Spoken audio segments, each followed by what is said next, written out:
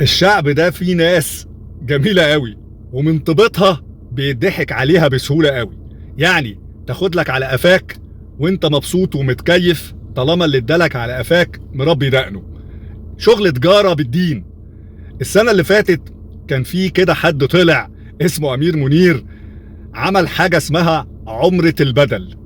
يعني سيادتك مش قادر تروح تعمل عمرة او عاوز تعمل عمرة لحد مريض او متوفي، تقوم رايح دافع فلوس عن طريق الابليكيشن بتاع عمرة البدل وتدفع فلوسك، والاستاذ امير منير ياخد الفلوس هو وواحد تاني هناك في السعودية بيعمل العمرة، وحاجة لوز اللوز.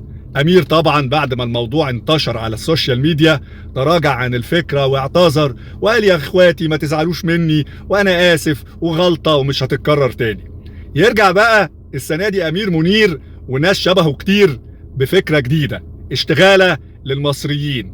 أسعار الخرفان في مصر وصلت 12,000 جنيه، واللي مش قادر يعمل عقيقة ابنه أو بنته ويدفع المبلغ ده، البديل إنك تعمل العقيقة عن طريق أمير منير وفرقة أبو بكر الصديق أو بسمة أمل أو كتير من المؤسسات.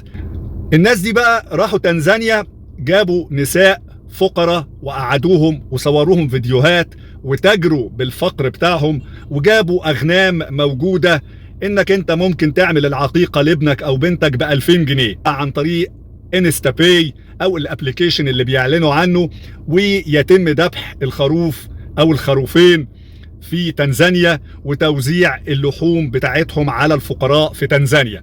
ده على اعتبار ان الفقراء المصريين بيصيفوا في المالديفز، فطبعا ندفع لفقراء تنزانيا اولى من الفقراء اللي في مصر. بالتالي الشيء المضحك بقى في العقيقة اللي بتتعمل في تنزانيا ان يجيب لك ولد تنزاني يا عيني عنده جفاف ومبربر ويمسكوا ورقة عليها اسم الخروف اللي دفع الفلوس في مصر علشان يتذبح الخروف في تنزانيا. يعني مش عايز اقول لكم تغفيلة غريبة جدا جدا بتتعمل للمصريين، وفلوس بقى بتتحول بالعملة لبره. بيطلعوا الفلوس من مصر طبعا بالعملة، مش هتروح تشتري الخروف في تنزانيا بالجنيه المصري.